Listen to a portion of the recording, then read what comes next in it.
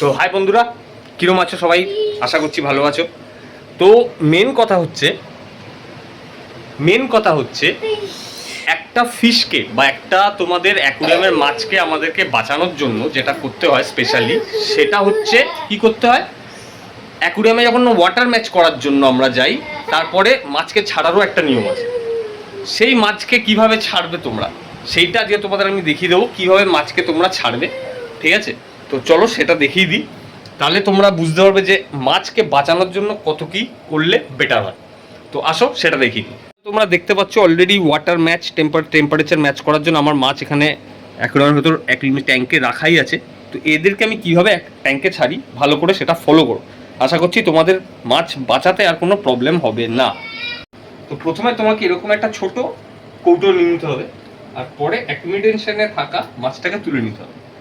ঠিক আছে, এইবার এইখানে তোমাকে মাছটাকে ছাড়তে হবে ফার্স্টে, কিন্তু তার আগে এইখানে অ্যাকুরিয়াম থেকে বা ট্যাঙ্ক থেকে একটু হালকা জল নিয়ে নেবে। এইভাবে নিয়ে সেই জায়গায় তোমাকে তোমার মাছটাকে ছাড়তে হবে। ঠিক আছে, আর এই জলটাকে যেটা আছে, এই জলটা যেন এখানে না যায়, যতটা কম পারা যায়। তো সেই হিসাবে তুমি যদি দেখতে যাও, এই জলটাকে তোমাকে আগে ফেলে দিতে হবে, নয়তো তুমি এই ট্যাঙ্কের জলের এখানেই একসাথে দিয়ে দিতে পারো। হয়ে গেল ম্যাক্সিমাম জলের এই ওর ডাস্টটা কিন্তু আমার এখানেই চলে এসছে। এইবার এইখান থেকে নিয়ে আস্তে করে যাও আর মাছটাকে হালকা করে রিলিজ করো। ব্যাস, এই চলে গেল মাছ। এটা একটা ব্ল্যাক মলি, আমি চাইছি এর সাথে এদের ক্রসবিট করাতে, আমার রেড টেল যে শোটগুলো আছে এর সাথে।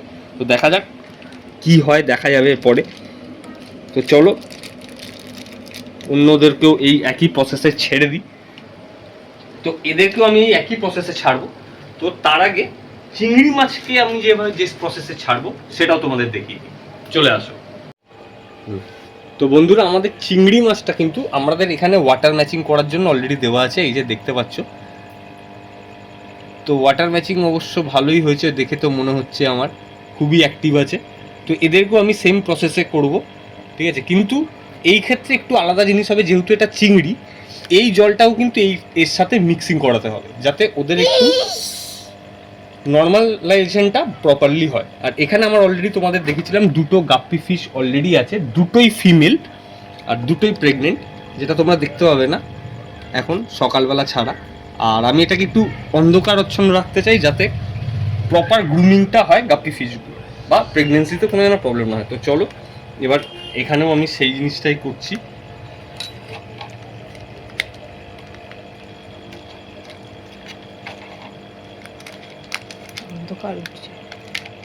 এখান থেকে আমি খুলে নিলাম গার্ডারটা। মনে রাখবে এই ক্ষেত্রে কিন্তু চিংড়ি মাছকে ডাইরেক্ট জলে ফেলা কখনোই উচিত নয়। সবসময় প্যাকেটের যে জলটা সেটাও যেন সেই ট্যাঙ্কের জলের সাথে মিশে যায়। আর যে ট্যাঙ্কে তুমি ছাড়বে সেখানে যেন অনলি গাপ্পি থাকে, অন্য কোনো মাছ না থাকে, এই ছোটো চিংড়ির জন্য। নয়তো কিন্তু চিংড়ি মাছকে বাঁচানো ইম্পসিবল হয়ে যাবে তোমাদের ক্ষেত্রে। তো এই চলে গেল আমাদের দুটো চিংড়ি, দেখতে পাচ্ছ অবশ্যই দৌড়াচ্ছে, দেখো ফুল অ্যাক্টিভ চিংড়ি, একটা রেড আর একটা আননোন কালার। ভাই এটাকে বড় হলে কি হবে আমি জানি না।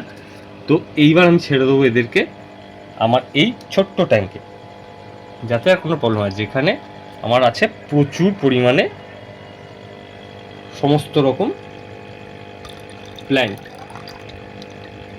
আশা করছি ওরা এখানে গিয়ে ভালোই থাকবে। তো ওই দেখো জাম্প মারছে, এই চলে গেল তারা। তোমরা আশা করছি আর কিছু দেখতে পাবে না, তাও চেষ্টা করব আমি দেখানোর, যদি কিছু দেখা যায়। ওরা অলরেডি বটমে চলেও গেছে আমার যা মনে হচ্ছে, কালকে সকালের আগে কিছু আমরা দেখতে পাবো না। তো ঠিক আছে, এইভাবে যদি তোমরা চেষ্টা করো মাছকে বাঁচানোর, তাহলে মাছ নিশ্চয়ই বাঁচবে। আর কালুয়া সিং তো আমাদের নিজের ধুমেই আছে, ঠিক আছে, এই দেখে নাও। আর আমার ছেলে কন্টিনিউ বকেই যাচ্ছে, এই যে দেখতেই পাচ্ছ। তো ঠিক আছে, চলো আবার দেখা হবে নেক্সট ভিডিওতে। তো এর পরের ভিডিওগুলোর আপডেট পাওয়ার জন্য লাইক, কমেন্ট আর সাবস্ক্রাইব করে রাখো।